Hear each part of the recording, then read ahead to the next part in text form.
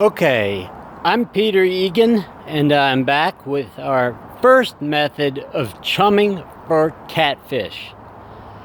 This is one of the least expensive methods, and it's also fairly effective.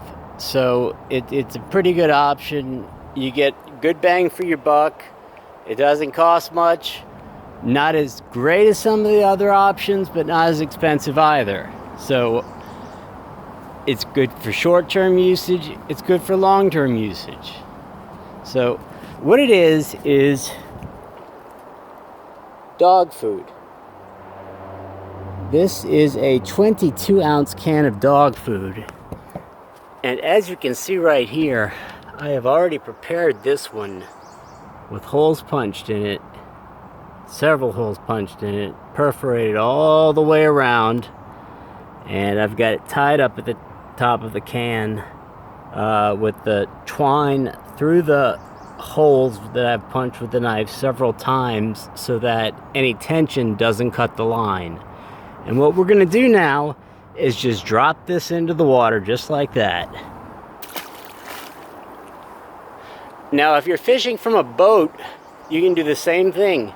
Just drop the can into the water from your boat.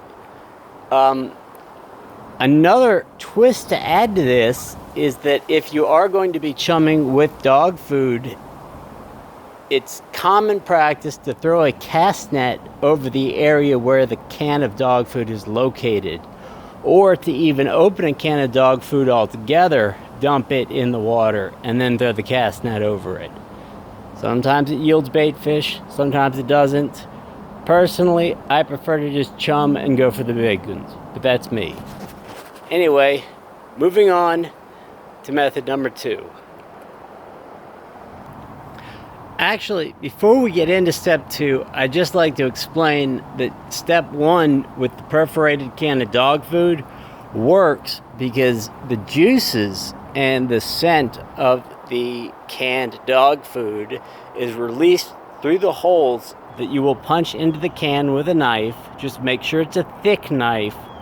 A good sturdy pocket knife, because otherwise you can cut your fingers, so you really want to be careful when you're doing this. This is probably the most dangerous of the options that we are going to cover today. It is about mid-range. On a scale of 1 to 10, it is about a 5 in terms of effectiveness.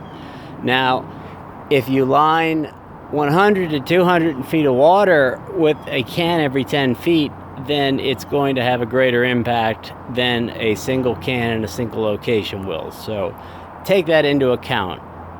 You get what you pay for. What you're willing to invest into it is generally going to be proportionate to the results you will get out of it. Okay, so moving on. Okay, as you can see here, we have a variety of options.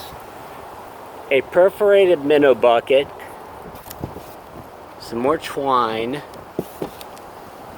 magic bait. This is the catfish bait, the type that you put on your hook and try to catch fish with. It's chicken blood flavor. Chicken blood is one of my 2 favorites for this particular brand of bait, the other being liver and cheese. And if we're going to be using stink bait as fishing bait, I do prefer magic bait over to some other brands because I find it comes off the hook easy enough to be able to set the hook more easily than with some that are caked on the hook too hard to actually hook and thus land a fish. The next item is by the same manufacturer, is a bag of magic bait dinner bell fish chum. Now, to get this, all you need to do is visit my website at peteregan.net. That's Peter EGAN.net. And we've got the best prices you can get on it right there at the website. This is a good quality product. And you may have guessed by now that this is what the perforated minnow bucket is for. What I've already done is gotten a minnow bucket in the water with some chum.